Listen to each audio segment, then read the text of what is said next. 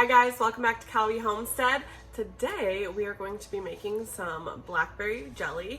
And this is so easy. You don't need any like super special tools or anything like that. So down at my parents' property, they have a bunch of wild blackberry bushes. And I went ahead and picked a bunch. We've eaten a lot fresh. I was gonna make cobblers, like mini cobblers, but I just really cannot stand all the seeds in blackberries.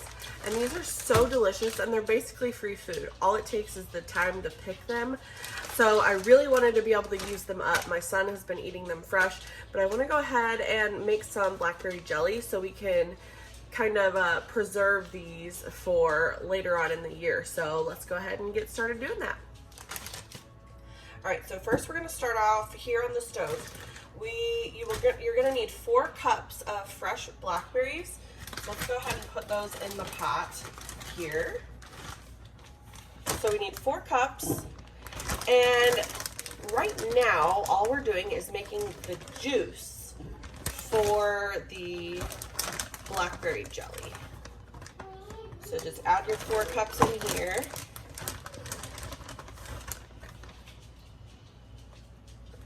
Add a leaf in there. Hold on one sec. All right, so we got 4 cups.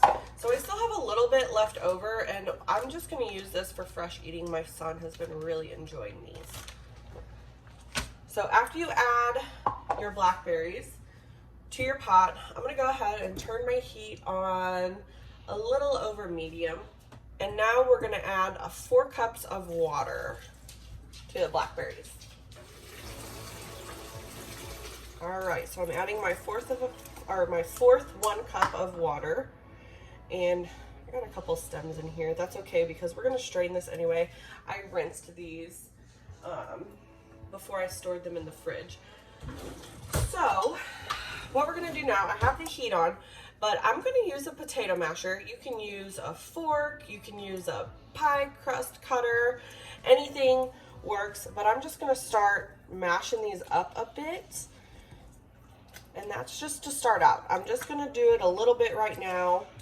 And then once it starts heating up, I'll keep mashing occasionally. So what we're gonna do is this is going to simmer for 20 minutes.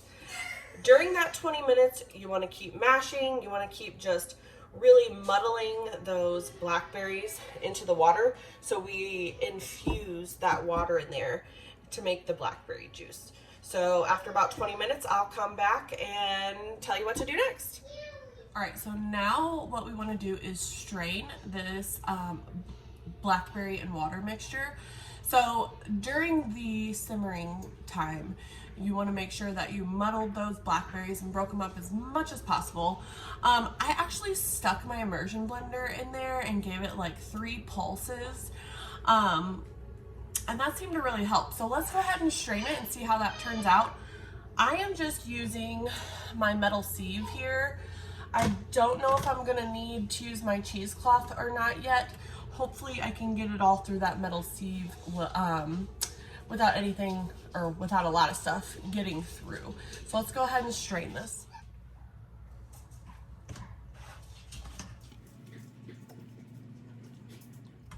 So the reason I'm using a spoon right now to do this is because I don't want, if I pour it, I don't want it to splash everywhere, which is another reason why I wear black shirts when doing anything with blackberries.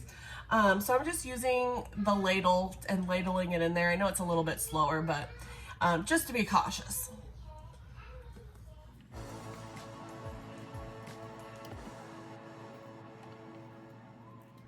Okay, so I'm kind of at the point now where my sieve is getting a little full and I'm gonna have to empty it. But before you empty your sieve, go ahead and take your spoon or a spoon or whatever and make sure you try to push as much of the juice out as possible, just so none of it goes to waste.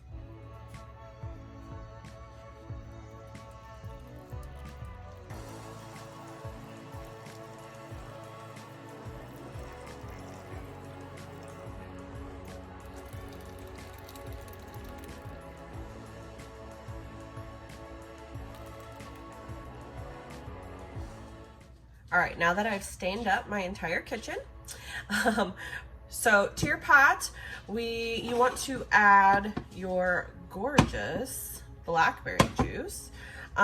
So you're gonna want 3 3/4 cup of your blackberry juice in your pot.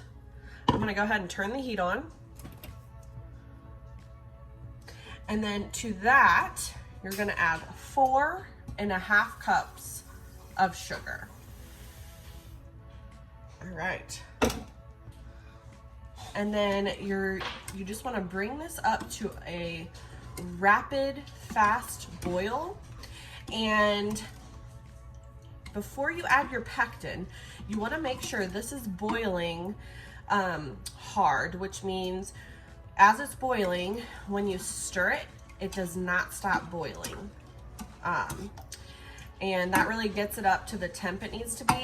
While this is coming up to heat, I already have my canning jars in the hot water to sterilize them. I'm gonna go ahead and pull them out and set them up. And I'm gonna go ahead and measure out my pectin as well. So all you need for this recipe is 1 box of pectin.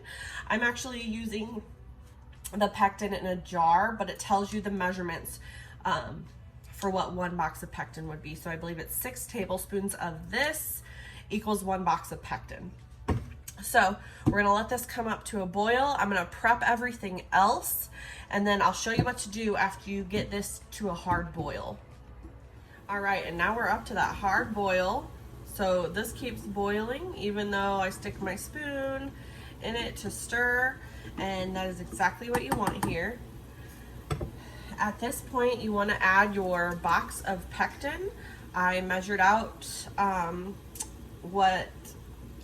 my pectin to equal what a box equals.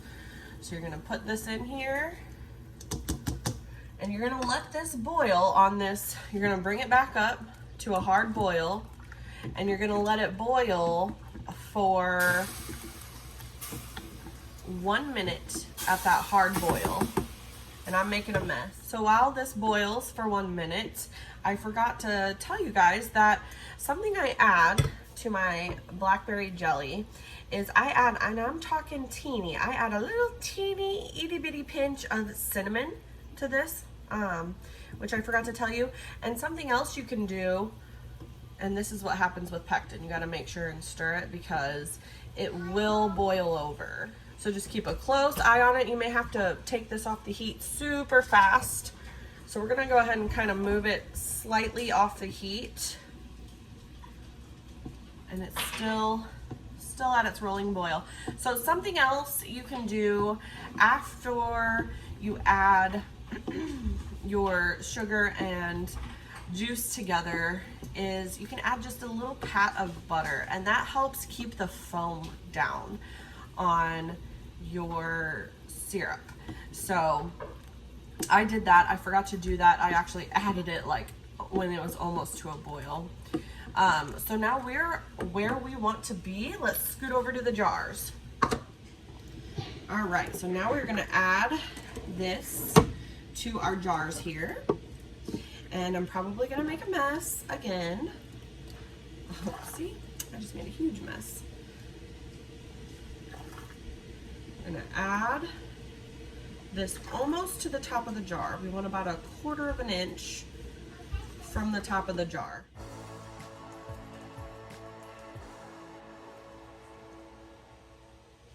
All right, so this one here, I'm actually not going to can, so I'm just gonna set this aside. I'm gonna put that straight, well, not straight in the fridge. I'm gonna let it cool, and then that one's gonna go in the fridge. So before you put your lids on, what you wanna do is take a clean paper towel and put some white distilled vinegar on it, and use this to wipe the rims of your jars, and that'll get off any sticky juice that can prevent you from, or that can prevent your jars from sealing. This is super important. Don't skip this step. You really want to make sure the lips of your jars are clean. Your jars are going to be really hot, so be careful. So you don't have to warm your lids up anymore. That's supposedly the new thing. I am still going to just do like a flash warm on my jars. So what I do is I just stick them in some tongs and dip them in some hot water just to get them a tad bit warm. And then I'm going to start putting my lids on. So you want to put your lid on and you're going to tighten it.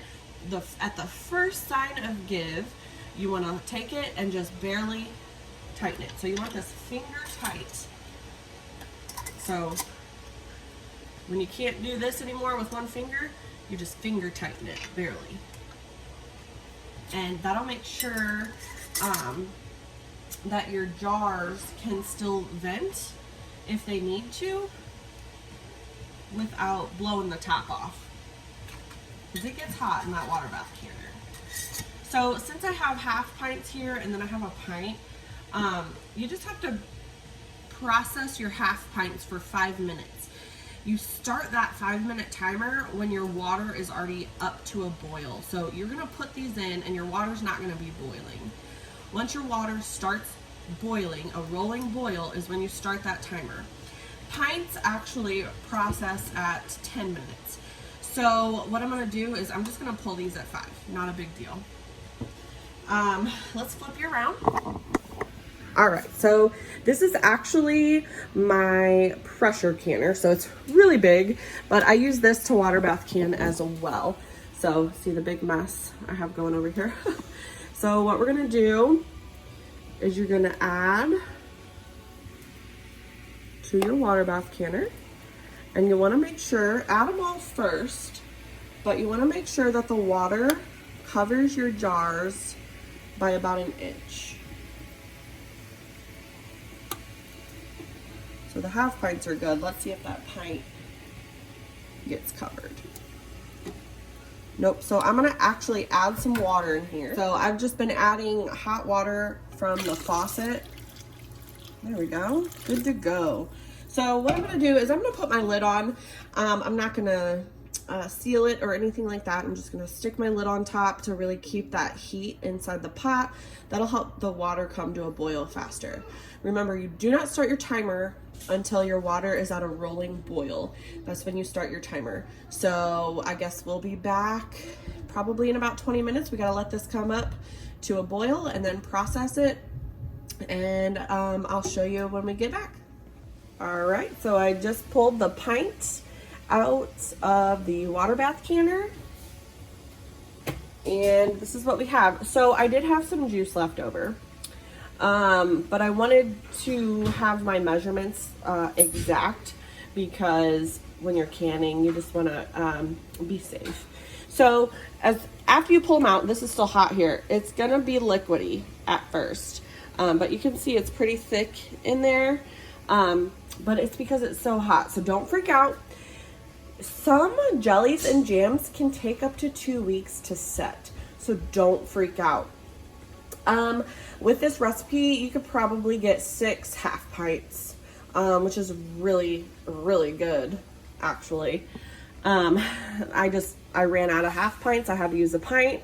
I didn't want to have to can in a pint because this is just a lot. I would even go as far as doing like 4-ounce jars instead of the 8-ounce, but but this is what I have, so this is what I used. And we're gonna have some delicious jelly. And as you can tell, the darkness of this jelly, I shouldn't be moving this around. Don't move these around, let them sit. But the darkness of this jelly, like, doesn't even compare to store-bought. Store-bought is a little bit more transparent. That's because they water down the fruit juice. So this stuff is going to be delicious, and it was super easy. And it's literally that easy.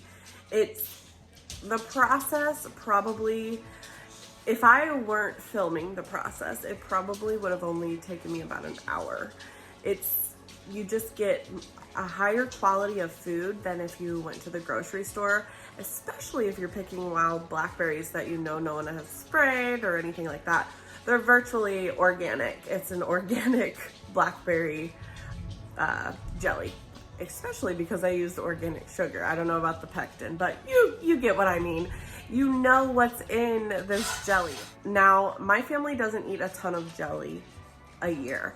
So in my pantry right now, I had made 3 half pints, so I made a small batch, 3 half pints of strawberry jam, and then this batch gave me 3 half pints and that pint of the blackberry jelly. That, for us in a year, that's all we need.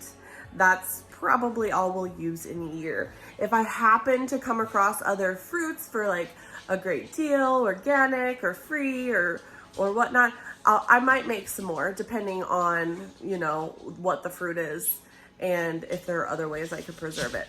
Anyway, don't be scared of trying to can. This is actually a really great first time canning recipe, or it's just a super quick and easy canning recipe and you get what you need to out of it and you're good to go. So anyway, thank you guys so much for watching me today. If you try it out, let me know. If you have any questions, just go ahead and message me and I'll help in any way I can. So I just want to let you know that I really appreciate you guys. Thank you for watching. I hope to see you next video. Please subscribe. If you want to be notified whenever we upload a new video, just go ahead and hit that bell button down below. And hopefully I'll see you guys next time. Bye.